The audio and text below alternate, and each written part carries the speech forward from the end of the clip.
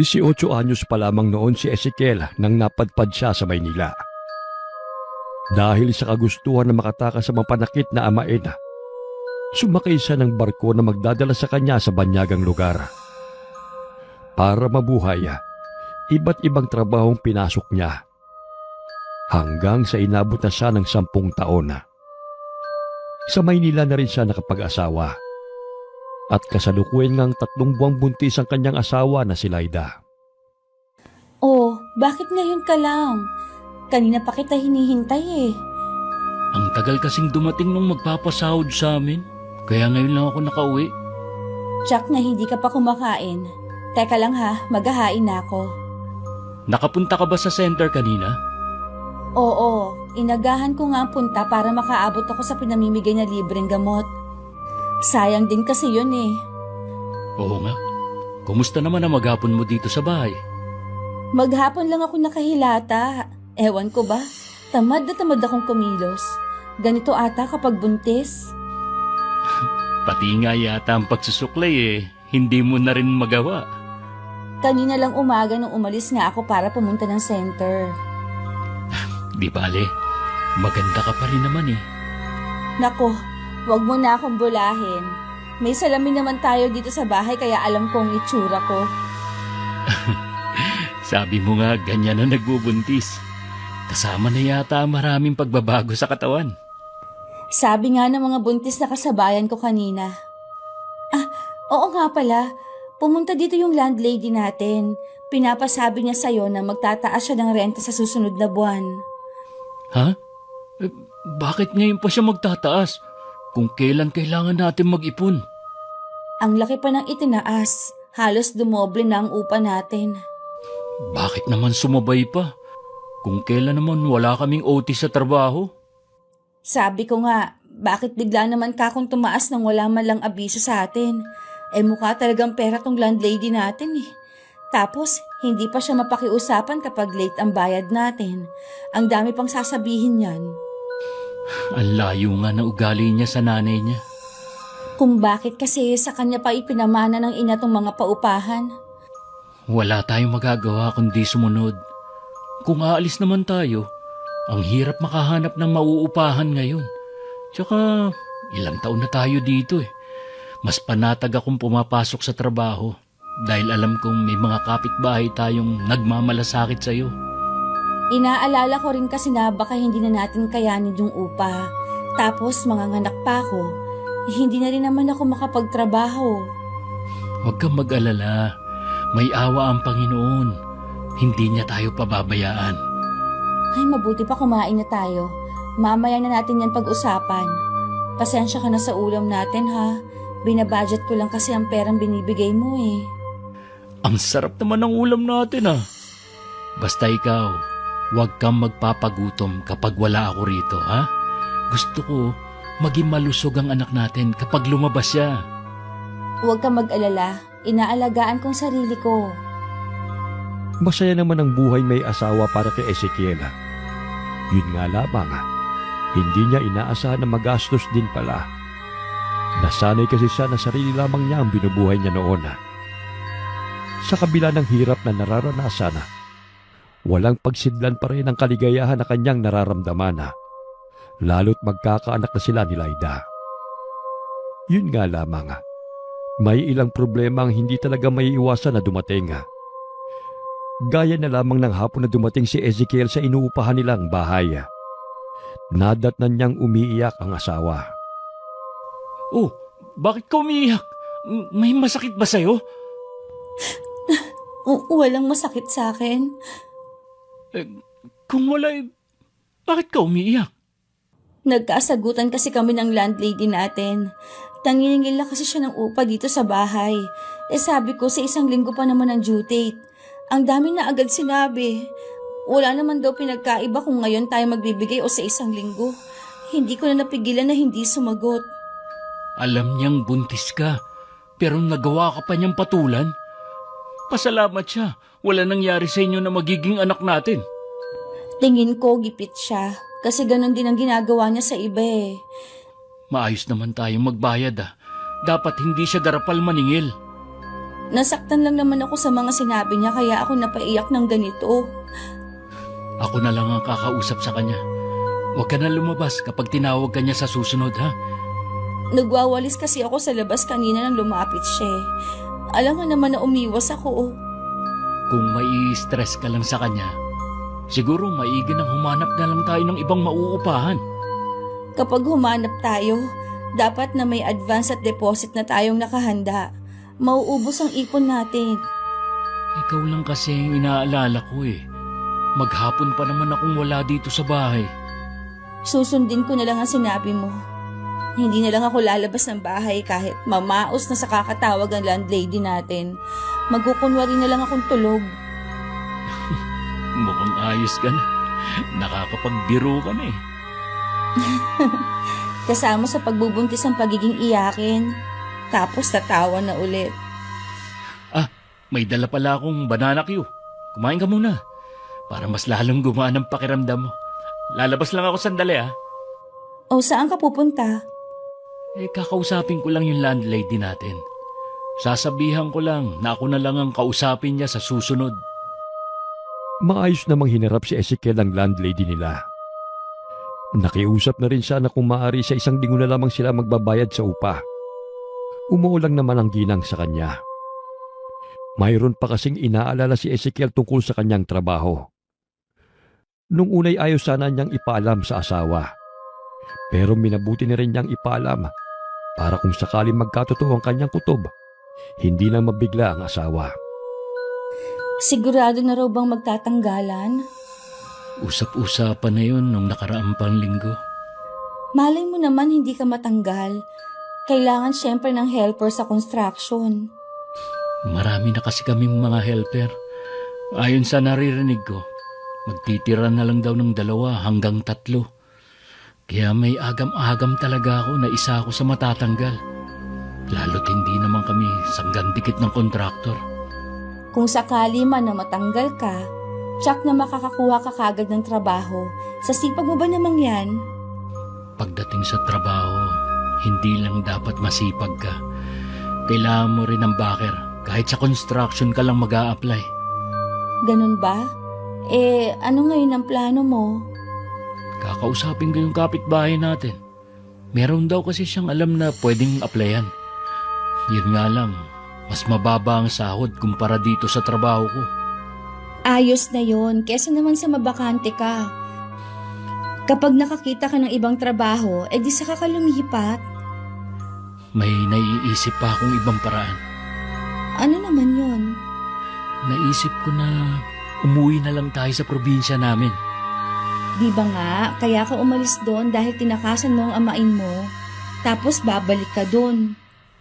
10 taon na rin naman na nakakalipas. Naisip ko na baka wala na doon ang amain ko. Meron ka pa bang kamag-anak na nakatira doon? Meron pa naman. Ang matandang pinsan ng tatay ko. Siya ang laging nagtatanggol sa akin noon. Dapat nga kasama niya akong umalis noon. Kaya lang, hindi ako pinayagan ng inay. 1 buwan na siyang wala noon nang mamatay naman ang inay.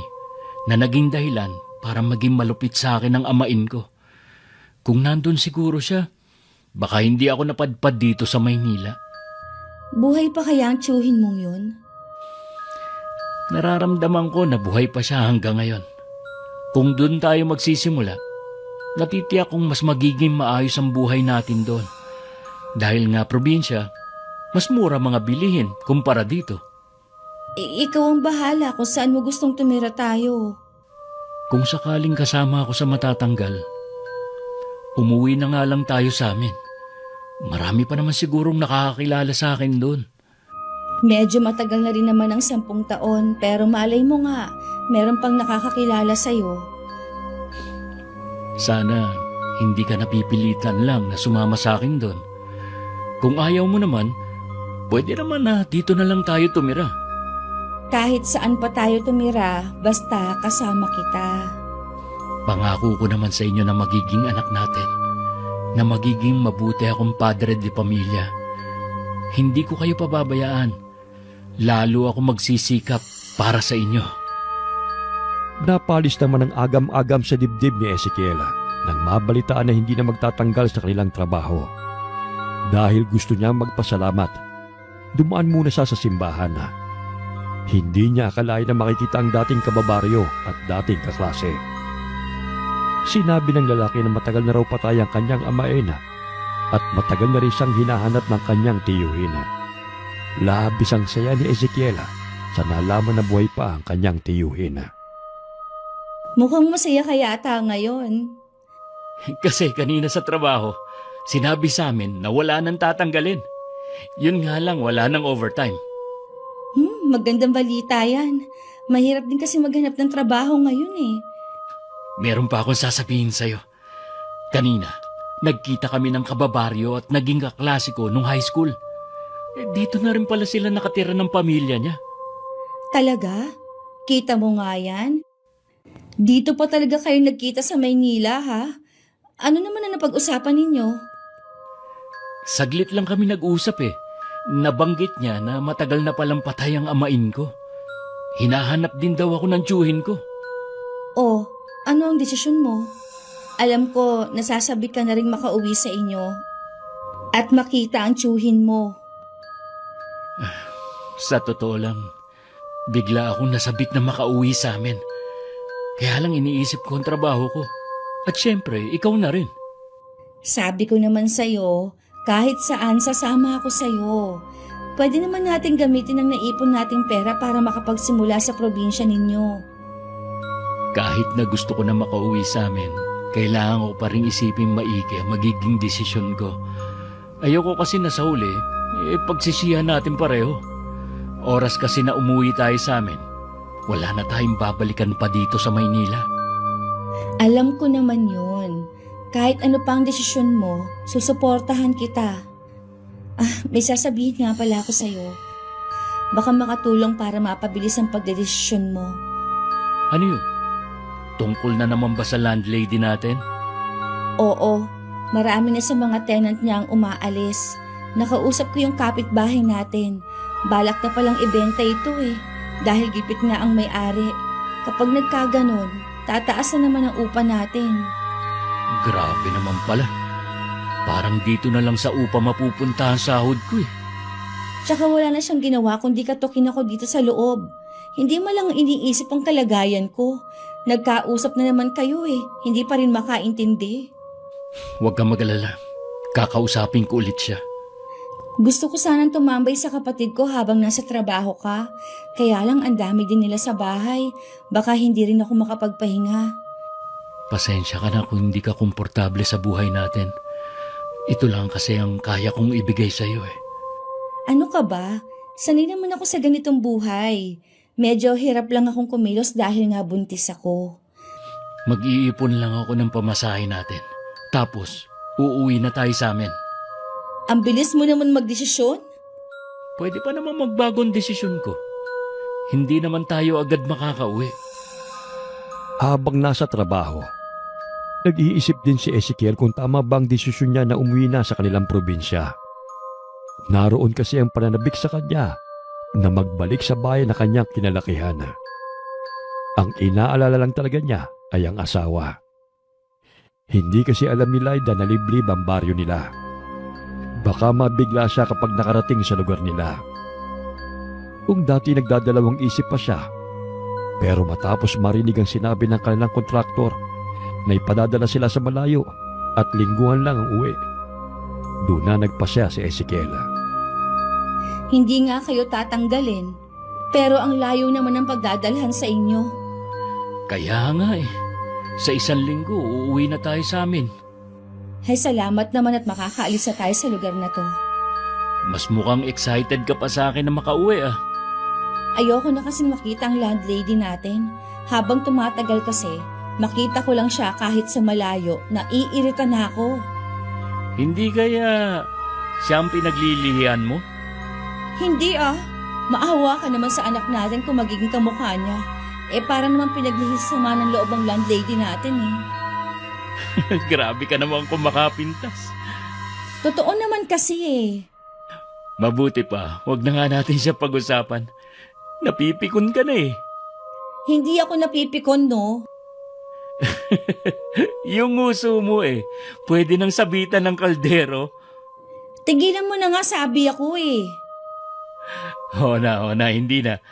Huwag ka na magalit dyan. Oo nga pala.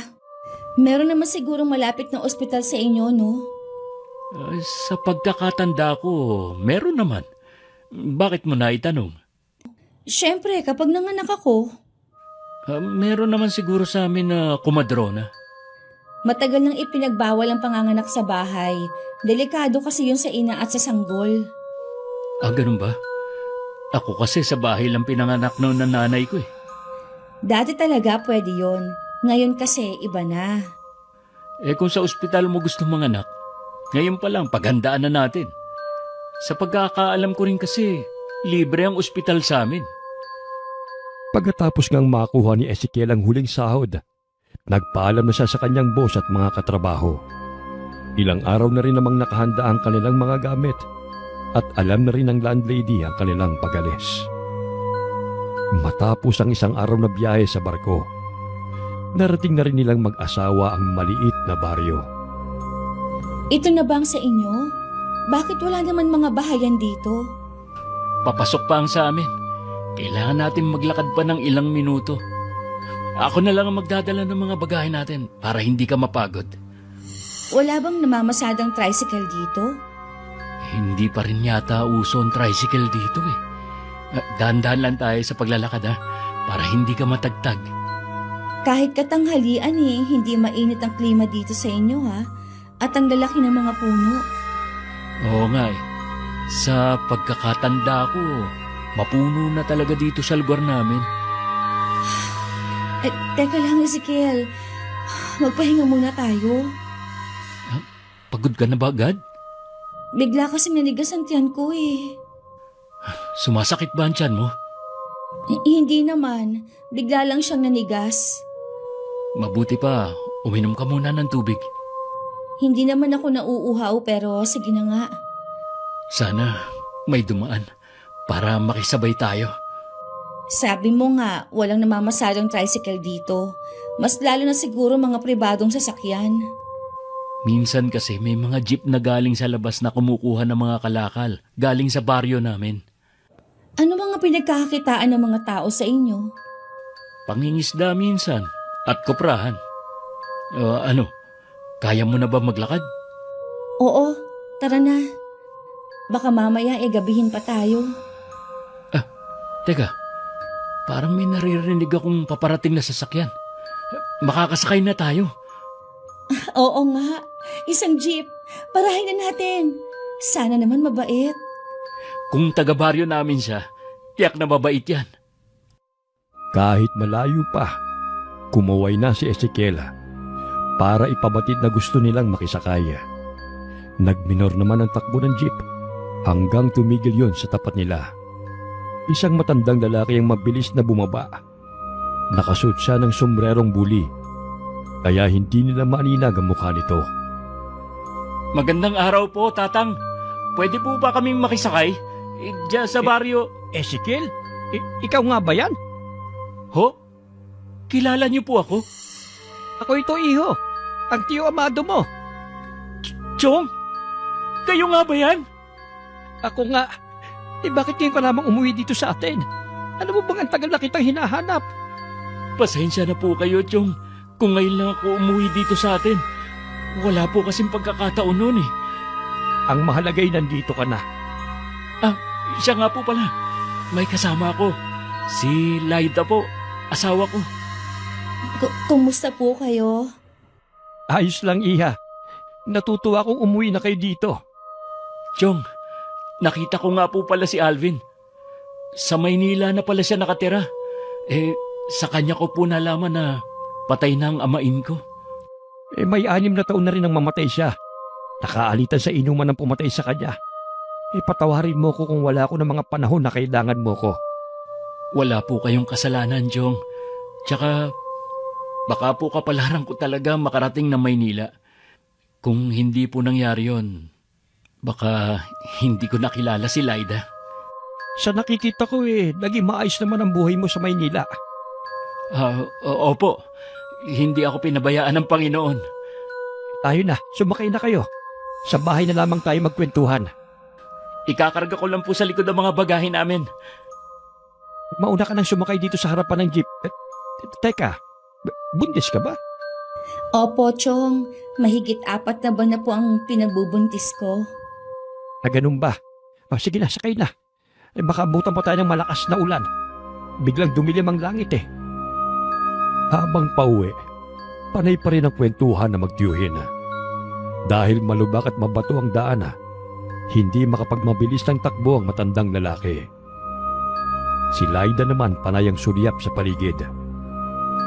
Makalipas nga ang ilang minuto, narating na nila ang maliit na komunidad sa lugar na yon. Saktong nasa loob na sila ng bahay nang bumuhos ang ulan. Swerte natin! Nandito na tayo sa bahay bago bumuhos ang ulan. Oo nga po, Chong. Buti na nga lang. Kumusta na nga po pala ang naging buhay niyo?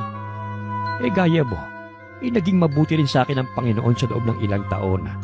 Yun nga lamang, hindi ko maiwasan na mangulila sa iyo. Patawad po kung pinaabot ko pa ng 10 taon bago ako nagdesisyon na umuwi. Sabi mo nga'y may dahilan ng lahat. Ang importante, dininig ang matagal ko ng dasal na bumalik ka na rito. Napansin ko po, halos walang nagbago sa lugar natin. Ganun na nga, para bang kinalimutan na ang lugar na ito ng lokal na pamahalaan. Bakit nga po pala sa loob ng 10 taon walang pagbabago? Dahil sa takot sa baryo natin, walang gustong pumunta rito. Pasensya na, Chong, hindi ko po kasi maintindihan. Anong kinatatakutan nila sa baryo natin? Ngayong nandito ka na, marami tayong oras para magkwentuhan. Sa ngayon magpahinga na muna kayong mag-asawa. Alam kong pagod kayo sa mahabang biyahe. Ay, sige po.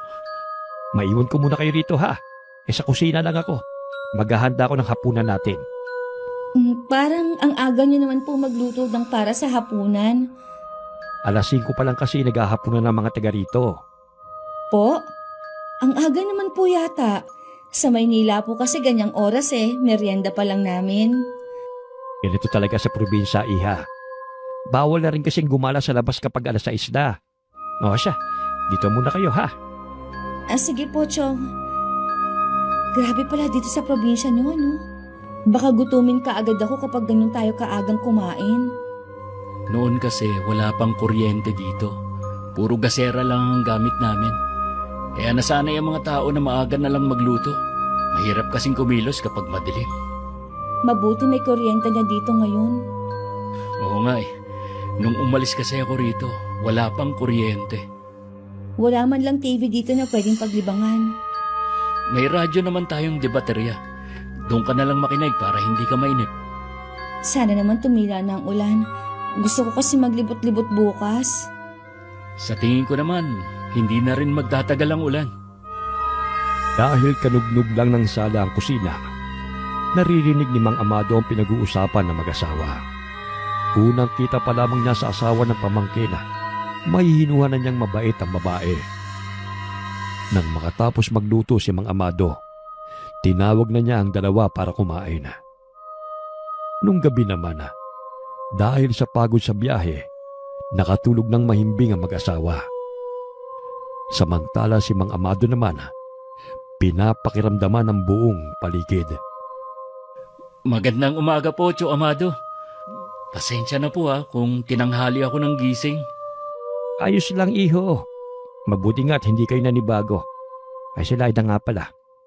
Tulog pa po. Tanghali na po talaga yun magising. Kahit nung nasa Maynila pa kami. Ganun po yata ang buntis Masaya ko na nandito kayo. Kaya lamang nag-aalala din ako para sa asawa mo. Ha? Bakit naman po? Malayo kasi tayo sa bayan. Ang meron namang tayo dito si Mila na isang komadrona. Kung hindi maselan si Laida, pwede naman siyang paanakin niya. Ang problema po kasi, Chong, ayaw ni Laida na sa bahay manganak. Mas gusto niyang sa ospital. Natatakot po kasi siya, lalo't unang magiging anak namin. Nauunawaan ko naman. Kaya lang halos 6 na oras din ang biyahe patungong ospital. Wala namang problema dahil meron tayong jeep. Yun nga lang baka abuti na siya sa daan. Matagal pa naman pong manganganak si Laida. Baka po magbago pa rin ang isip niya. Sinabi ko lang to sa iyo para mapaghandaan nyo ng mag-asawa. Sa totoo lang nasasabik na rin ako na makita ang apo ko sa iyo. Ganon din po ako. Alam mo ba, marami na nagbago sa lugar natin. Hindi ang lugar ang tinutukoy ko. Ingatan mo ang asawa mo. Huwag mo siyang aalisan ng tingin. Ibigay mo rin to sa kanya. Ano po ang nasa loob ng telang pula na yan? Asin ang nasa loob nito. Lagi niya kamong ilagay sa bulsa ng suit niya. Huwag niya kamong aalisin niya sa kanyang katawan. Para saan po ito? Proteksyon niyan sa katulad niyang buntis. Sige po. Ibibigay ko po kay Laida pagising niya mamaya. Pagkatapos ng kanilang pag-uusap, nagpaalam naman si Mang Amado na pupunta muna sa likod bahay. Titignan lang di umano niya ang mga pananim. Hinintay naman ni Ezekiel na magising ang asawa para sabay na silang kumain ng almusal. Ano to? Proteksyon yan. Bigay ni Tio Amado. Iligay mo lang sa bulsa ng suot mo. Huwag mong iwawala yan, ha? Anong nasa loob nitong tela? Asin ba to? Oo nga, asin nga. Para saan ba talaga to? Tiyak kasing naniniwala pa rin ang Tio Amando sa mga kasabihan nung araw tungkol sa mga buntis. Inaalala ka lang ng tiyuhin ko. Kaya mabuti, sumunod ka na lang. Para naman kasi ako nitong mga ngain ng manggang hilaw dahil may dalang asin. Huwag kang tumawa dyan. Ilagay mo na sa bulsa mo. Wala namang mawawala kung susunod tayo sa pamahiin nung araw. Oo na, ilalagay ko na sa bulsa ng suot ko. Siya nga pala, samahan mo ako maglibot ha? Oo naman. Pero hindi pa tayo pwedeng lumayo, ha? Matagal kasi akong nawala. Kaya hindi ko na alam ang nagbago sa lugar na ito. Oo nga pala, nasaan si Tio Amado? Bakit tayo lang ang nag-aalmusal? Nasa likod lang nitong bahay. Binibisita ang mga pananim niya. Kanina pa rin siya kumain. May itatanong nga pala ako sa'yo. Anong tatanong mo? Bakit mag-isa lang dito ang tiyuhin mo? Wala ba siyang asawa? May asawa si Tio Amado. Namatay nga lang sa panganganak kasama ng anak nila. Mula noon, hindi na ulit siya nag-asawa. Nakakaawa naman pala ang nangyari sa tiyuhin mo. Nangyari yon bago pa ako ipanganak. Kay inay ko nga lang nalaman yun eh. Wala ka bang balak dalawin ang puntod ng nanay mo ngayon? Sa ibang araw na lang siguro. Kapag kasi umuulan, binabaha ang sementeryo dito sa amin. Baka bukas o di kaya sa Makalawa na lang ako dadalaw. Gusto ko rin sumama para magbigay respeto sa nanay mo. Nang araw na yun, naglakad-lakad ang mag-asawa. Palakaibigan naman ang mga taga-roon dahil binabati at nginingitian sila. Isa lamang ang napansin ni Laida. Kakaibahang tingin na ipinupukol nila sa kanyang maumbok na tiyan. Hindi tuloy niya maiwasan ang mailang. Pagka-uwi nilang mag-asawa, kinausap niya si Ezekiel tungkol sa napansin. Napansin mo bang tingin ng mga tao sa tiyan ko kanina? Oo, parang namamangha nga sila eh. Pero mapabait naman sila. At kita mo, binabati pa tayo. Tsaka, bakit parang mga walang bata sa labas na naglalaro? Hindi naman kasi ito katulad sa Maynila na ang aga-aga nasa kalsada na ang mga bata at naglalaro. Dito kasi sa probinsya, mas may disiplina sila. Kailangan munang tumulong sa gawaing bahay bago maglaro. Ganun pala dito. Ano nga palang masasabi mo sa lugar namin? Hindi ka ba naninibago? Sobrang tahimik dito. Hindi katulad sa atin. Naninibago man ako, pero sa umpisa lang naman siguro to. Ganitong buhay kasi ang namimiss ko. Kahit matagal akong tumira sa Maynila, ito pa rin ang hinahanap-hanap ko. Matanong ko lang, ano kayang trabaho ang pwede mong pasukan kung sakali dito? Pwede naman akong sumama sa pangingisda kapag maganda ang panahon. O di kaya, magpapatulong ako kay Tio Amado. Hindi naman ako maselan sa pagkain. Ayos na sa akin kung araw-araw man tayong mag-ulam ng isda at gulay. Ang inaalala ko lang kasi, yung panganganak ko. Napag-usapan na nga namin yan ni Chong. Sabi niya, kumadro na lang ang nandito. Malayo kasi ang ospital dito eh. Halos 6 na oras din ang biyahe. Inaalala niya baka abutin ka sa daan. Natatakot naman kasi ako kung sa bahay ako manganganak. Pero kung magaling naman ang kumadrona na sinasabi mo, pwede na siguro dito sa bahay kesa naman na abutan ako sa daan. Matagal pa naman ang kabuanan mo. Tsaka na lang natin yun isipin. Sa ngayon, relax ka lang muna. Oo, nawawala naman ang pag-aalala ko dahil alam ko na hindi mo ako pababayaan. Hindi talaga. Ay, siya nga pala. Bilin pala ni Tio Amado na huwag kang aalis ng mag-isa. Saan naman ako pupunta kundi sa paligid lang naman? Marami kasing paniniwala ang mga taga rito tungkol sa mga buntis. Ayaw ka lang niyang mapahamak. Salamat ka mo sa pagmamalasakit niya. Huwag kayong mag-alala. Mag-iingat ako. Hindi lang masabi ni Ezekiel sa asawa. Tila mayroong itinatago sa kanila ang kanyang tiyuhin. Hindi tuloy niya maiwasang isipin na baka meron yung kinalaman sa mga nilalang ng dilim. Noong bata pa kasi siya, marami siyang naririnig tungkol sa mga aswang na nambibiktima ng mga buntis at bata. Isang umaga, naabutan niya nagsisibak ng kahoy na panggatong ang kanyang tiyuhin. Lumapit siya at naggalok na siya lang magtutuloy. Uy, baka mabigla ka. Manakit ang katawan mo. Sanay po ako sa mabibigat na trabaho. Tsaka gusto ko na rin pong sanayin ang sarili ko sa gawain dito sa probinsya. Kumusta na nga pala si Laida? Hindi ba siya nanibago? Nanibago po. Pero gusto daw niya dito sa atin dahil tahimik at sariwa ang hangin. Maganda ang klima dito sa atin para sa pagbubuntis niya. Chong, nangingisda pa rin po ba kayo? Minsan-minsan kapag maganda ang panahon. Gusto ko po sanang sumama sa inyo eh. Pwede naman. Kaya lamang sa gabi ako pumapalaot. Walang mga kasama ang asawa mo. Sanay naman po siya na mag-isa sa bahay. Siguro sa pinanggalingan nyo. Pero nandito kayo sa atin. Kahit sa araw. Hindi mo dapat hinahayaan na mag-isa ang asawa mo sa labas ng bahay. Chong, sabihin nyo nga po, meron po ba kayong hindi sinasabi sa akin? Sa bagay malalaman mo rin ito. Siguro napapansin mo na walang gaanong bata sa labas na naglalaro. Wala rin buntis sa baryo natin. Dahil yun ang iniiwasan ng mga taga rito. Napansin nga po namin yun ni Laida. Ano nga po ba ang dahilan? May gumagala kasing aswang dito sa baryo natin. May nabiktima na po ba dito sa atin? May mga muntikan ng mabiktima. Madalas ang gusto niyang biktimahin ay mga buntis at bata. Kilala niyo po ba kung sino ang aswang? Isa siyang matanda na naninirahan sa bundok. Hindi siya nakikisalamuha sa mga tao, kaya mahirap siyang mahuli. Hindi pa naman po naniniwala si Laida sa mga aswang. Ikaw na lamang ang mag-ingat sa asawa mo. Opo, Chong.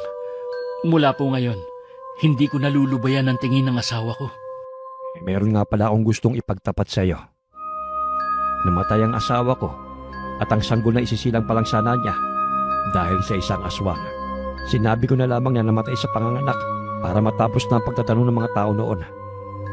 Kaya ako sinasabi to sa iyo para hindi mangyari sa iyo. Nakaramdam naman ng habag si Ezekiel sa tiyuhin na sa mag-ina niya. Kahit matagal na yung nangyari. Dama niya rin ang labis na pagmamalasakit ng matandang tiyuhin sa kanila. Katunayan ng mga sumunod na araw, naglagay pa siya ng mga pangontra sa buong paligid ng bahay. Ano tong nakasabit sa likod ng pinto na animoy latigo? Yan? Tawag dyan, buntot pagi. Kakaiba naman ang pang-display dito sa bahay ng tiyuhin mo. Uso pala dito na dinidisplay ang mga bawang sa mga bintana. Sadya talagang nilagayan dyan para pangontra. Pangontra para saan? Baka hindi ka maniwala. Pero totoo talaga yon. Totoo ang alin? Tungkol sa mga alagad ng dilim. Katulad ng mga aswang. Nagbibiro ka lang, di ba? Seryoso ako. May aswang talaga dito sa lugar natin. Kaya nga ayaw ng tiyuhin ko na alisin ko ang tingin ko sa'yo. Talaga palang may aswang? Di ba ang mga gusto nilang bibiktimahin, yung mga katulad kong buntis? Oo, pero huwag kang matakot. Poprotektahan kita kahit buhay ko pa maging kapalit. Mali ata na umuwi tayo dito. Wala na tayong magagawa. Nandito na tayo eh. Ngayon alam ko na kung bakit ganun ang tingin ng mga tao sa tiyan ko. Sinabihan din ako ng ilan nating kapitbahay na mali na tumira ako dito. Para bang babalayan sa akin. Huwag kang matakot. Nandito kami ni Tio Amado. Anong wag matakot? Pagkatapos mong sabihin yan, anong gusto mong gawin ko? Maging kalmado pa rin? Hindi naman kasi makakatulong kung magpapanik ka. Bakit hindi mo agad sinabi nung nasa Maynila pa tayo? Eh, kailan lang sinabi ng Tiyong eh. Alam mong matagal akong nawala sa baryo namin. Umuwi na lang kaya tayo sa Maynila. Alam mong wala na tayong babalikan sa Maynila. Mahihirapan na ulit tayong magsimula doon. Paano kung isang gabi, bigla na lang sumugod dito ang aswang na sinasabi mo? Kaya nga may mga inilagay ng pangontra sa paligid ng bahay. Hindi na makakalapit ang aswang na yon. Hindi tayo nakatitiyak sa sinasabi mo. Paano kung makagawa siya ng paraan? Sige nga, ano ang laban natin? Dahil sa takot, nakaramdam ng paninigas ng tiyan si Laida. Ipinatawag naman ni Mang Amado ang kumadronang si Aling Mila. Nakahiga si Laida sa silid nilang mag-asawa habang habol ang paghinga. Pinapakalma naman siya ni Ezekiel. Nang dumating ang kumadrona, pinalabas muna siya nito. Huwag kang matakot, Iha. Hihilutin kita para kumalma ka. Sino po ba naman ang hindi matatakot kung meron palang aswang sa lugar na to? Hindi ka magagalaw ng aswang na yun. Kami ang bahala. Hindi ko pa rin po maiwasan na hindi matakot. Kung mahal mo ang sanggol sa sinapupunan mo, magiging matapang ka para sa kanya. Kung matatakot ka mararamdaman yun ng bata sa tiyan mo. Hindi magiging maganda ang epekto nun sa sanggol. Pinipilit ko naman pong labanan ng takot ko, pero ang hirap pigilan. Naiintindihan kita, Iha. Itatak mo lang sa isip mo na hindi ka pababayaan ng mga taga rito. Mababait ang mga tao rito at nagtutulungan kami sa oras ng kagipitan. Basta wag ka lang lalayo na walang kasama. Walang masamang mangyayari sa inyong mag-ina. Tatandaan ko pong sinabi ninyo, Aling Mila. Alang-alang po sa anak ko. Oh, inumin mo muna tong herbal. Makakatulong to sa'yo para kumalma ka. Pampakapit din yan sa bata. Sige po, iinumin ko na. Masarap po ang lasa. Yan talaga ang pinapainom ko sa mga buntis dito sa baryo. Maraming salamat po. Mabuti na lang nandyan kayo. Sige, magpahinga ka muna. Maya-maya lang aantukin ka na. Ilang sandali nga lang nakakaramdam na ng pamimigat ng talukap si Laida. Hanggang sa mapapikit na nga siya. Saka lamang siya iniwan ni Aling Mila nang matiyak na mahimbing na siyang natutulog. Paglabas ng kumadrona sa silid, sabay na natuon sa kanya ang pansin ng magtsuhin. Kumusta po ang asawa ko? Huwag ka na mag-alala, iho. Maayos na ang lagay ng asawa mo at ang sanggol sa kanyang sinapupunan. Iniwan ko siyang natutulog. Salamat naman po. Kanina talaga hindi siya mapakalma. Natural lang sa kanya na ganun ang reaksyon. Pero hindi ang takot ang dahilan ng paninigas ng tiyan niya. Anong ibig niyo sabihin? Naamoy na ng aswang si Laida. Nararamdaman ko na nasa paligid lang siya. Lihim na nagmamasid sa bahay na ito. Ano po ang gagawin natin? Hanggat may mga pangontra sa bahay na ito, ligtas ang asawa mo. Pero wag pa rin tayong pakakasiguro. Tuso ang aswang na yun. Bantayan mo ang asawa mo hanggang makapanganak siya. Gagawin ko po ang sinabi niyo. Ang aswang kaya na yun ay ang matandang nakatira sa bundok. Oo, wala na ngang iba. Kung alam naman pala kung saan nagtatago ang aswang na yon, bakit hindi pa po siya tugisin? Hindi ganun kadaling sumugod sa teritoryo ng kalaban para mo nang ipinain ang sarili mo. Tama ang tsuhim mo. Kahit matanda ang katawan, iba pa rin ang lakas na taglay niya.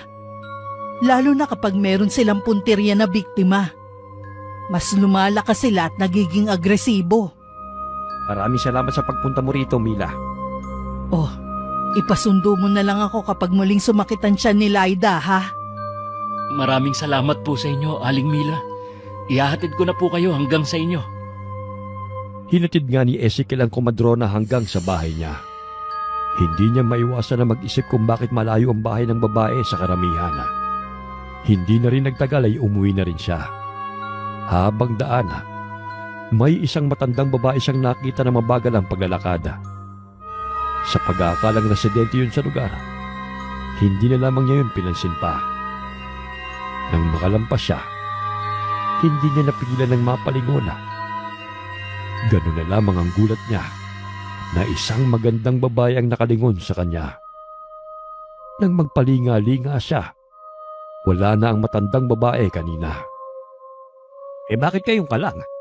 Naihatid mo ba si Mila sa kanila? Opo, pagkahatid ko naman po sa kanya umuwi na agad ako. Wala pang kalahating oras ang papunta sa bahay nila. 2 oras kang nawala. Ho? Paano po nangyari yun? Meron ka bang nakasalubong habang pauwi ka rito? Meron po. Isang matandang babae. Hindi ko po alam kung namalikmata lang ako pero paglingon ko po imbis na matandang babae, isang magandang babae po nakita ko. Nalinti ka na. Kubarin mong damit mo sa labas ng bahay at sunugin mo ito. Pagkalabas mo magsasabay ako ng asin sa paligid. Ano po ba nangyayari? Aswang ang nakasalubong mo. Sabi nga ni Mila nasa paligid lamang siya. Maaring sinundan ka niya. Matinding takot naman ang lumukob kay Ezekiel. Halos hindi na siya makakilos sa kanyang kinatatayuan. Kinailangan pa siyang hilahin palabas ng kanyang tiyuhin. Sa labas nga, hinubad niya ang kanyang suot na damit at saka sinunog habang sinasabuyan ng asin. Nung gabing yun, may bisita silang dumating. Mahigpit na hinawakan ni Mang Amado ang buntot pagi habang si Ezekiel ay hindi umalis sa tabi ng asawa. Ano bang nasa taas ng bubungan natin? Parang gusto niya niyang butasin ng yero. Nakakangilong ginagawa niya. Aalis din ang nilalang na yan. Hindi naman siya makakapasok dito Yan na ba ang aswang? Oo.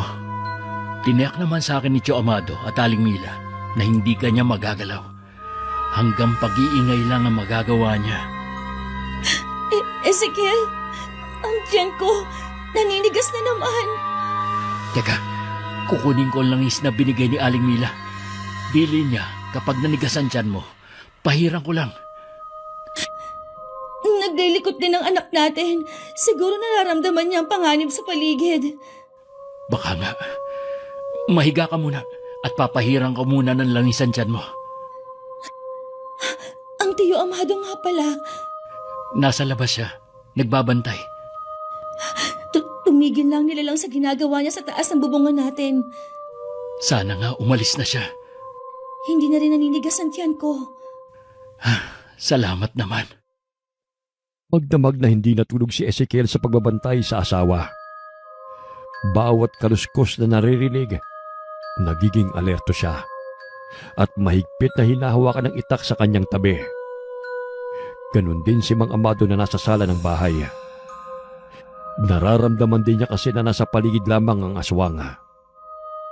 Kinabukasan, nalabasan ni Ezekiel ang tiyuhin na may tinitignan na bakas sa labas ng bahay. Ano po ang mga bakas na yan sa lupa? Mga bakas ito ng aswang kagabi. Tinataka na niya ang bakuran natin. Kasi dito talaga siya makuha ang sanggol sa sinapupunan ng asawa mo.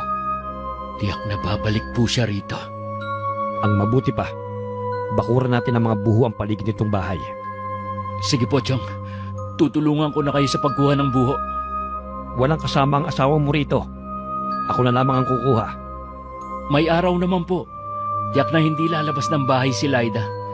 Para mapabilis na din po ang pagkuha natin ng mga buho. Sige na nga. Kukunin ko lamang ang 2 itak sa kusina. Magbibilin lang po ako kay Laida. Gising na rin naman po siya eh. Naabutan ni Ezekiel ang asawa na nagliligpit ng kanilang higaan. Pagkatapos magpaalam, umalis na silang magtiyuhin. Ilang oras na rin ang nakakalipas. Nainip na si Laida sa paghihintay.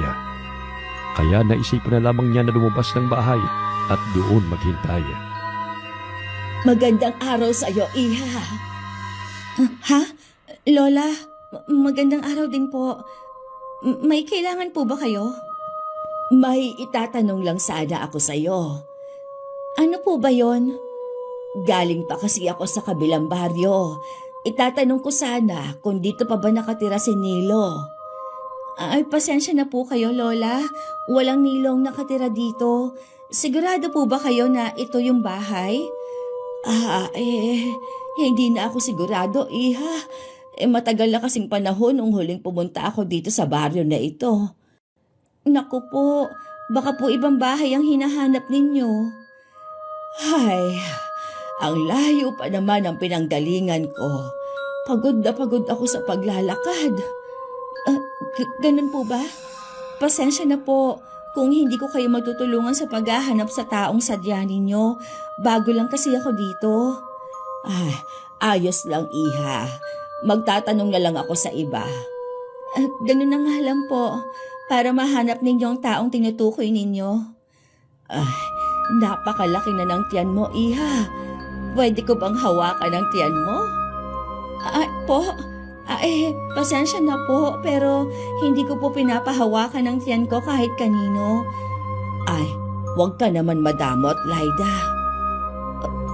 Paano niyo po nalaman ang pangalan ko? Lumayo ka sa matandang yan, Laida! Aling Mira? Lintik na kumadrona! Kahit kailan talaga, tinik ka sa aking lalamunan! Makaalis na nga! Ha? Ang bilis naman na matandang yun na tumakbo. Ayos ka lang ba, Iha? Wala ba siyang ginawa sa'yo? Wala naman po. Sino po ba ang matandang yon? Bakit ang bilis ng tumakbo at nawala sa kasukalan? Hindi siya pangkaraniwang matanda. Malayo pa lang naaamoy ko na siya. Siya ang matandang aswang na naninirahan sa bundok. Siya po ang aswang na gustong manakit sa amin. Ayos ka lang ba, Iha? Namumutla ka eh. Medyo nahihilo lang po ako. Mabuti pang pumasok na tayo sa loob ng bahay niyo. Kung hindi po kayo dumating, baka kung ano nang nangyari sa akin. Nasaan nga pala ang asawa mo? Magkasama po sila ni Tio Amado. Kumukuha po sila ng buho. Balak siguro nilang bakuran tong paligid ng bahay. Dagdag protection din sa'yo. Ganun na nga po. Hihintayin ko na lang sila bago ako umuwi sa amin. Hindi po ba ako abala sa inyo? Huwag mong isipin na abala ka sa akin. Obligasyon na rin kita. Pangangalagaan kita pati anak mo sa abot ng aking makakaya. Maraming salamat po sa pagmamalasakit ninyo. Makalipas lamang ng 1 oras, dumating na rin ang magtiyuhin. Nagulat pa sila nang makita nila sa bahay si Aling Mila na napalitan ng labis na pag-aalala dahil sa nalaman. Nagpaalam na rin ang kumadrona pagkatapos magpaliwanag sa nangyari. Mabuti na lang pala dumating si Aling Mila. Dahil kung hindi, baka kung ano na nangyari sa inyo na magiging anak natin. Grabe talagang takot ko. Nung gustong panghawakan ng matanda ang tiyan ko, parang nanigas na nga ako eh. Hindi kasi ako makagalaw. Gusto niya kasing hawakan ng tiyan mo para bigyan ng marka. Ano pong ibig sabihin nun, Chong? Kapag namarkahan ng isang aswang ang sanggulan na sa tiyan mo, mawawala ng bisa ang lahat ng pangontra na ginawa natin. Ang pinakamalala, baka patay na ang sanggol na isisilang mo.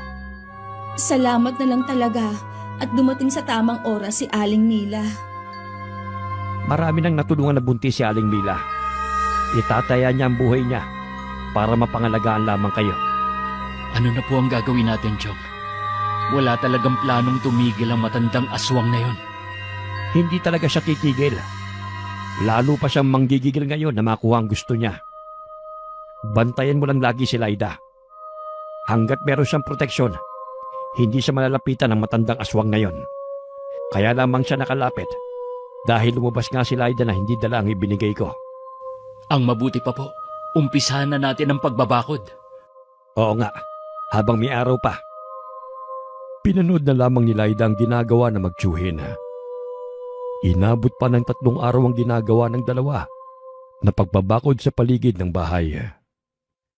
Isang araw, hinahanap ni Laida ang asawa. Gusto niya kasing maligo at magpapaigib siya ng tubig. Sa likod bahay, malapit sa bulon kung saan kumukuha ng tubig, nakita niya ang asawa na may kasamang babae. Bago pa siya makahuma, hinalikan na ni Ezekiel ang babae sa labi. Napatalikod na lamang siya at bumalik sa bahay. Aray!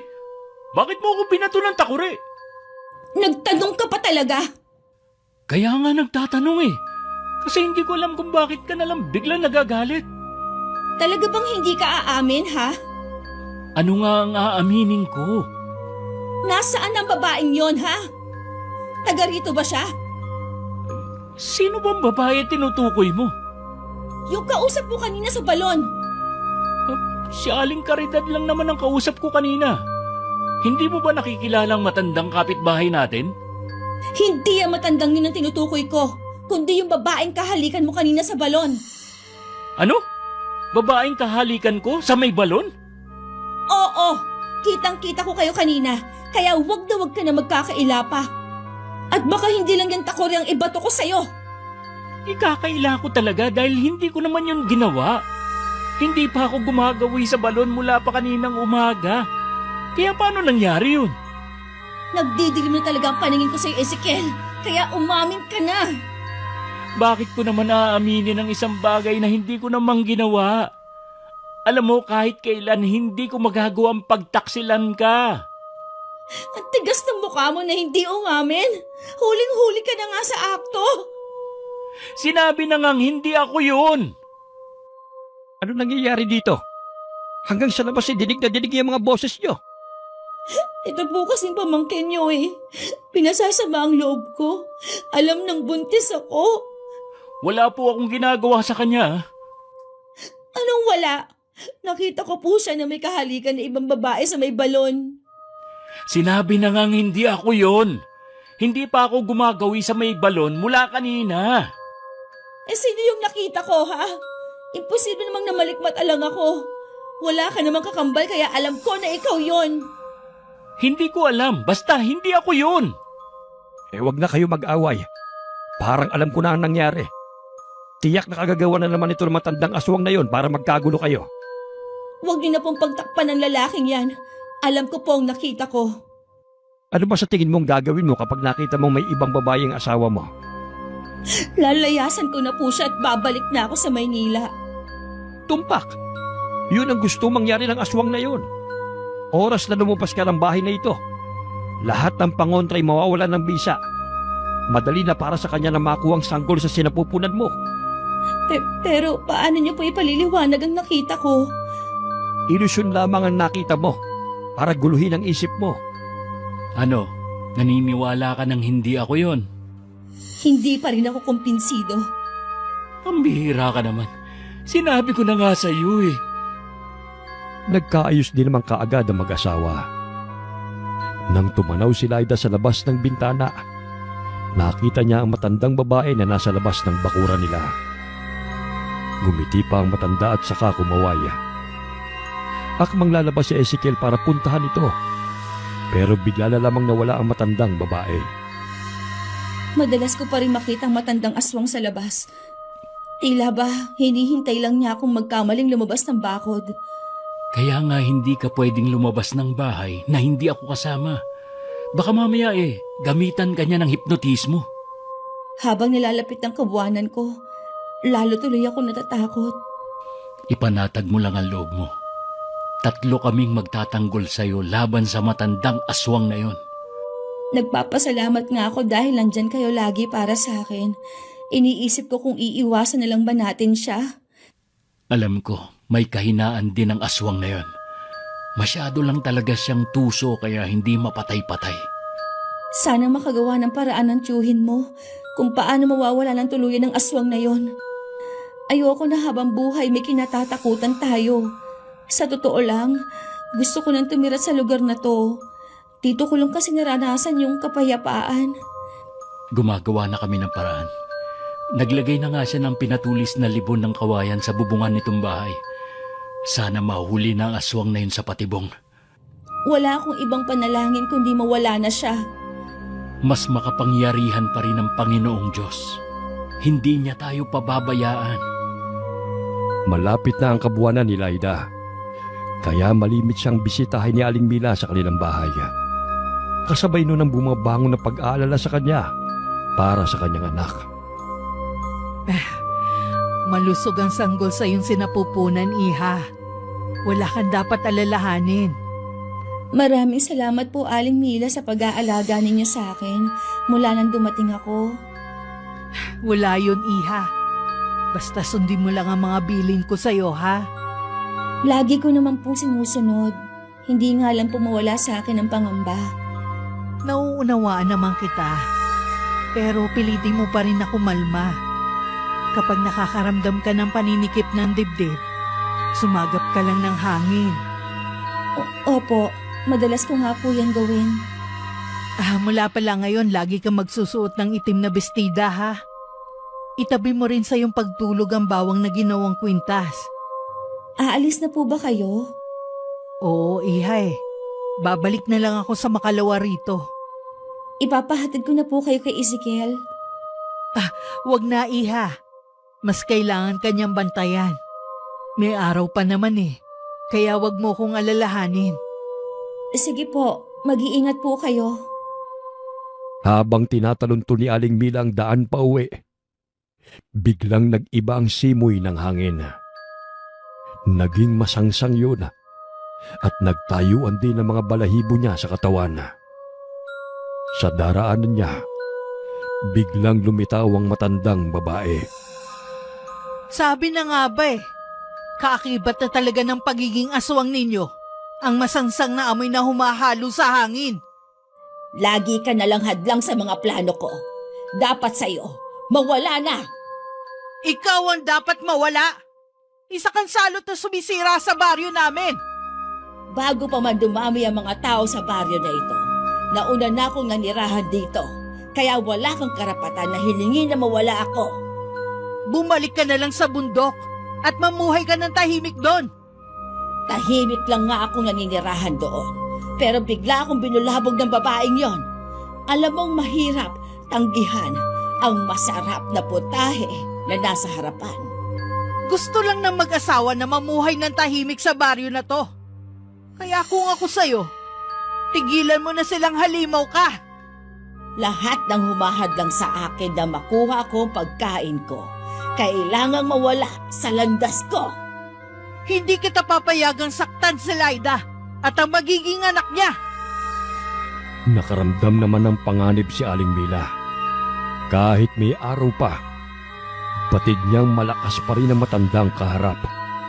Mahigpit niyang hinawakan ng punya na lagi niyang dala kahit saan siya magpunta. Nang araw na sinabi ni Aling Mila na babalik siya, hindi dumating ang komadrona na ipinagtaka ni Laida. Umuwi naman si Mang Amado na may dalang masamang balita. Galing ako sa bahay ni Mila ngayon. Nakasalubong ko kasi ang anak niyang binata. May sakit po ba si Aling Mila? Hindi po kasi siya pumunta ngayon. Hindi talaga siya makakarating ngayon. Nagpapagaling pa siya sa tinamo niya mga sugat. Po? Ano pong nangyari kay Aling Mila? Noong nanggaling siya rito, inatake siya ng matandang aswang. Mabuti na lamang dumating ang anak niya bago pa mahuli ang lahat. Kumusta na po si Aling Mila ngayon? Maayos na ang lagay niya. Mabuti na lamang hindi malalim ang mga sugat at tinamo niya. Hayop talaga ang matandang aswang na yan. Lahat ng tingin niyang hadlang sa kanya, gusto niyang mawala sa landas niya. Baka po kayo nang isunod niya, Chong. Mag-iingat po kayo. Tama po si Laida. Huwag niyo akong alalahanin. Kaya kong pangalagaan ang sarili ko. Kailangan lang natin magdoble ingat. Habang nalalapit ang kapanganakan ni Laida, asahan na natin na mas magiging agresibong matandang aswang na yon. Diyos ko, wala naman po sana masamang mangyari sa amin ng magiging anak ko. Magtiwala ka lang. Hindi ko hahayaan na mangyari yung kinatatakutan mo. May tiwala naman ako sa inyong lahat na hindi niyo ako pababayaan. Gusto sanang sumama ni Laida sa asawa na dalawin ng matandang kumadrona. Pero mariing tumanggi si Ezekiela. Naiwan na lamang siya sa bahay kasama ni Mang Amado. Salamat, iho, sa pagdalaw mo sa akin. Kumusta si Laida? Ayos naman po siya. Nag-aalala nga po siya sa inyo eh. Oh, ang dami niyo po palang naging sugat. Nasugatan ko din naman ang matandang aswang na yun. Ilang araw din niyang hindi magugulo si Laida. Ang ginamit ko kasing patalim sa kanya eh. Pinahiran ko ng katas ng kalamansi. Matagal pa bago maghilo masugat niya. Matindi ang obsesyon niya sa sanggol na dinadala ng asawa ko. Lahat ng paraan gagawin niya. Ganun talaga ang mga katulad niya. Hindi na natin yun mababago. Mas lalo kayo mag-ingat na mag-asawa. Mas titindi ngayon ang galit niya lalo't nasaktan siya. Paghahandaan ko po ang paghaharap namin. Kahit gaano pa siya kabangis, may kahinaan din na matandang aswang na yun. Hintayin natin na siya mismo ang pumasok sa bitag. Hindi na rin nagtagal si Ezekiel sa bahay ng matandang kumadrona. Nag-aalala din kasi siya sa asawa kahit naroon ang kanyang tiyuhin. Naging palaisipan din sa kanya ang huling sinabi ni Aling Mila. Tama nga si Aling Mila. Ilang araw nang hindi nanggugulo sa kanila ang matandang aswang. Hindi kaya patay na ang matandang aswang na yon? Hindi pa siya patay. Tama si Aling Mila. Nagpapagaling din siya. Maaaring naghahanap siya ng biktima sa ibang lugar para mapabilis ang kanyang pagaling. Hindi ko alam na ganun pala katapang si Aling Mila. Piruin niyo, nakipagbuno talaga siya sa aswang na yun. Kapag nasa bingit ka ng kamatayan, mapipilitan ka rin lumaban. Sa mga susunod na gabi, kailangan natin magbantay. Mas magiging mabangis kasi ang aswang na yun sa kanyang pagbabalik. Opo, Chong. Gusto ko rin makatulong. Hindi na kailangan. Magpahinga ka na lang. Lalo't ilang araw na lang manganganak ka na. Tama ang asawa mo. Hindi ka naman pwede magpuyat katulad namin. Makakasama yun sa inyong mag-ina. Sige na nga po. Hindi na ako mamimilit na tumulong. Ilang araw na lamang ay manganganak na si Laida. Kasabay naman noon ang hindi niya pagkatulog. Dahil sa matandang aswang na gabi-gabing bumibisita sa kanila. Madalas siyang mahilo dala ng matinding puyat.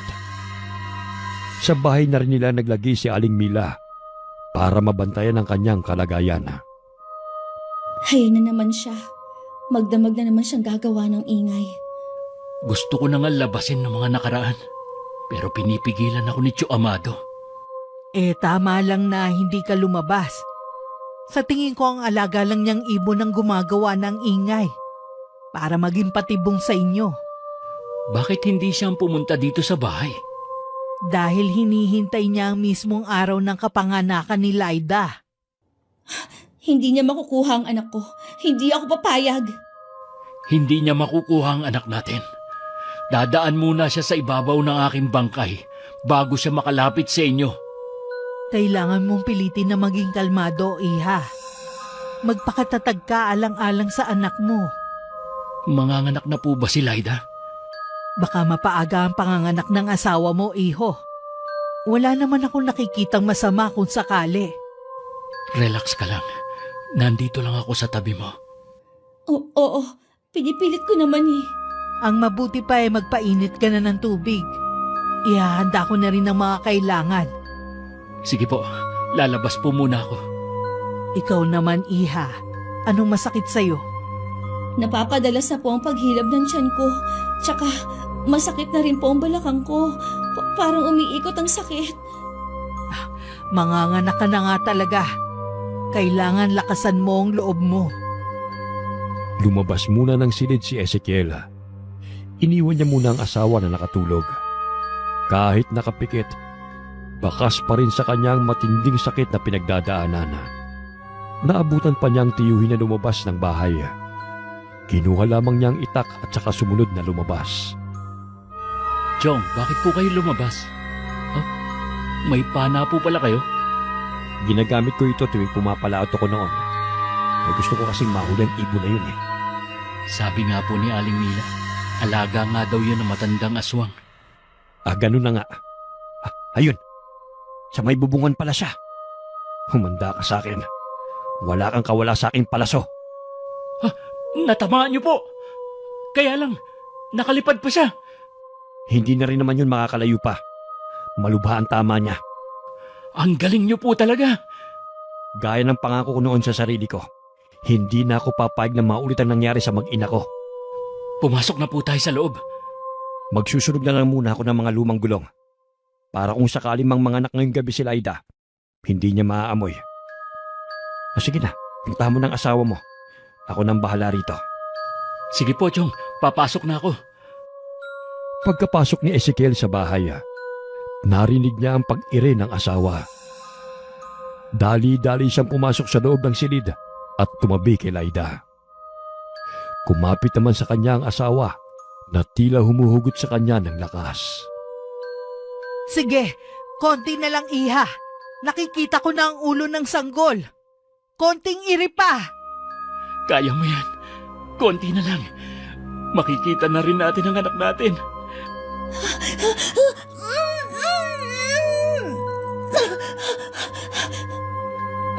Isang malusog na sanggol na lalaki ang anak ninyo. Talaga po? Sa wakas, may anak na tayo. Binabati ko kayo. Ganap na kayong mga magulang. Salamat po, Aling Mila. Napakalakas ng iyak ng sanggol na to. Lilinisin ko muna siya bago ko ibigay sa'yo. Napangiti si Mang Amado nang marinig ang malakas na pagpalahaw ng sanggol. Samantala, ang ibon na alaga ng matandang aswang, bago pa siya makarating sa kubo ay binawian na ng buhay. Binabati ko kayo ni Laida, iho. Ganito po pala ang pakiramdam kapag naging ama na. Hindi ko mailarawan ang saya ko. Ngayong ganap ka ng ama, kaakibat ito ang malaking responsibilidad. Pero alam ko magiging mabuti kayong magulang ni Laida. Mamahalin at aalagaan ko po ang aking mag-ina. Nagpapasalamat din ako sa Panginoon at hindi niya pinabayaan si Laida. Hindi pa tayo ganap na matatahimik kung buhay pa rin ang matandang aswang. Oo nga pala. Dahil sa sayang nararamdaman ko, nakalimutan ko na matandang aswang na yun. Tiyak na babalikan niya tayo. Hindi na po ako natatakot sa kanya. Kailangan ko maging matapang para sa mag-ina ko. Tama yan. Huwag mo kong gayahin na hindi nagawang mailigtas ang mag-ina ko noon. Matagal na po yun nangyari. Nasa malayo kayo noon, kaya hindi niyo sila nailigtas.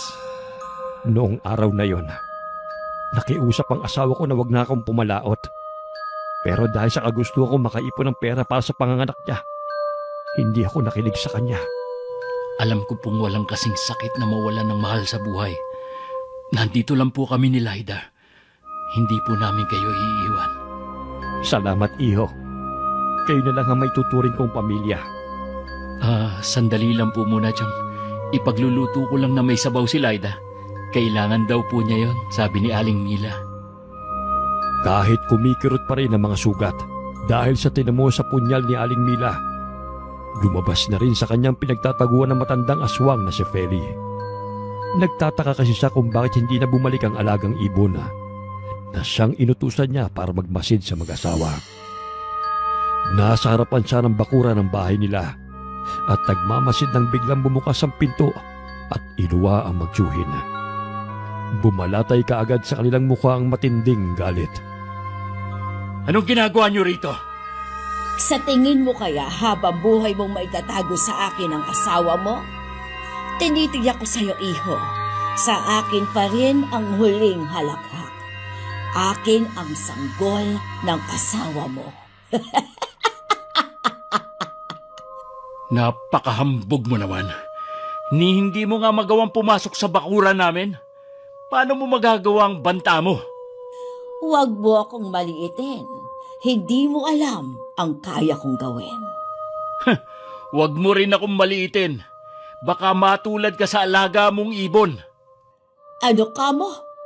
Huwag mong sabihin na may kinalaman kayo sa pagkawala ng alaga ko. Hindi ko kayo mapapatawad sa ginawa ninyo. Kung ako sa'yo, umalis ka na.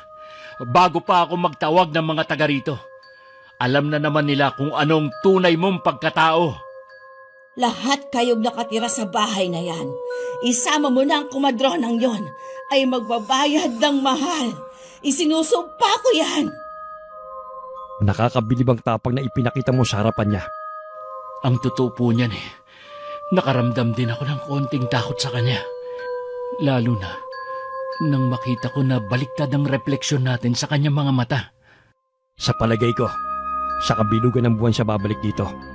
Mas malakas kasi sila kapag bilog ang buwan. Kinabukasan, nabalitaan na magtsuhi na sinalakay ang bahay ni Aling Mila na matandang aswang. Desidido talaga siya na makapaghiganti. Mabuti na lamang, handa rin ang kumadrona at ang kanyang pamilya. Dumalaw rin si Mang Amado sa kanila ng araw na yon. Maghanda na kayo. Siguradong kayo naman ang sasalakay ng matandang aswang na yon. Hinihikayat ko nga ang mga albularyo natin Nalabanan ng salot na yon. Pero pinangungunahan sila ng matinding takot. Hindi rin naman natin sila masisisi.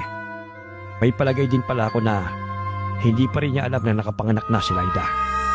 Oras na malaman niya yon, lalong titindi ang galit niya. Handa na naman kami ni Ezekiel sa pagdating niya. Malakas at maliksi pa rin siya sa kabila ng edad niya. Pero alam ko ang kahinaan niya. Puntiryahin mo ang kanyang puso mula sa likod. Kailangan lang ding pahiran ng katas ng kalamansi ang talim na gagamitin mo. Salamat sa sinabi mo. Malaking tulong yan sa amin. Alam ko na ang gagawin ko. Gabi na, maliwanag at bilog ang buwan. Tad-tad din ang pangontra tulad ng asin at bawang ang sinid ni Laida. Kanina pa rin nahihimbing ang kanyang anak. Mahigpit din ang bili ng asawa na kahit na anong mangyari, huwag siyang lalabas. Ang magtsuhi naman, kanina pa nag-aabang sa matandang aswang. Narinig nila ang malakas na kalabog sa taas ng bubungan at ang tila pagbagsak na mabigat na bagay sa lupa. Agad siyang lumabas ng bahay. Tuso ka talaga, Amado. Buhay ka pa rin kahit tinamahan ka na ng pinatulis na libo ng kawayan. Sa tingin mo, ganun mo ako mapapatay? Ha? Sana hindi ka na lamang nagpunta pa rito. Inilagay mo lamang sa alanganin ang buhay mo. Kayo ang nalagay sa alanganin, hindi ako. Ha? Iyak ng sanggol. Oo. Ilang araw nang nanganak si Laida. Nabigo ka sa iyong balak. Nilinlang niyo ko. Magbabayad kayo ng mahal. Sino ang sumaksak sa likod ko? Ikaw? Para yan sa lahat ng mga naging biktima mo. Hindi. Maawa kayo sa akin. Pangako, lalayo na ako sa baryo na to. Hindi na ako magpapakita pa sa inyo. Huli na para sa pagmamakaawa mo. Sana noon pa, pinili mo ng magbagong buhay. Maawa na kayo sa matandang katulad ko. Tapusin mo na siya, Ezekiel. Huwag kang magpapadala sa pagpapaawa niya. Hindi na ako lalaban pa. Mahina na ako, iho. Maawa ka na. Hayaan mo na lang ako makaalis. Huwag kang papalinlang sa kanya. Tapusin mo na siya. Wag! Maawa ka! Wag! Dahil tila itinulos na sa kinatatayuan nito si Ezekiel, si Mang Amado na lamang ang tumapo sa buhay ng matandang aswang na matagal nang naghahasik ng dagim sa kanilang baryo. Mula ng gabing yun, naging payapa ng muli sa baryo. Hanggang sumapit ang araw ng kapiestahan sa baryo. Sa wakas, mabibinyagan na rin ang anak natin. Gusto ko sana kapag nag-1 taon na si Josh, bumiyahe tayo pa uwi ng Maynila. Gusto ko kasing dalawin ang mga kapatid ko. Oo ba? Namimiss ko na rin ang buhay dun eh. Tingnan mo si Tio Amado, tuwang-tuwa sa kanyang apo. Ngayon ko lang ulit nakita na ganyang kasayaan, Chong. Dahil yun sa anak natin. Hindi ko alam ganito pala kasaya ang fiesta sa probinsya. Sabi ni Tio Amado, ngayon na lang daw ulit ginanap ang piyesta rito. Tingin sa inyo ng mga taga rito, mga bayani. Siguro, itinakda na umuwi tayo para mabigyan ng bagong liwanag ang baryo na ito. Masayang pinanonood ng mag-asawa ang tiyuhina habang karga ang kanilang anak na ipinagmamalaki sa mga kakilala. Masaya at kontento na si Ezekiel na makabalik sa bayan kung saan siya lumaki at nagkaisip, kasama ang kanyang pamilya. Wakas,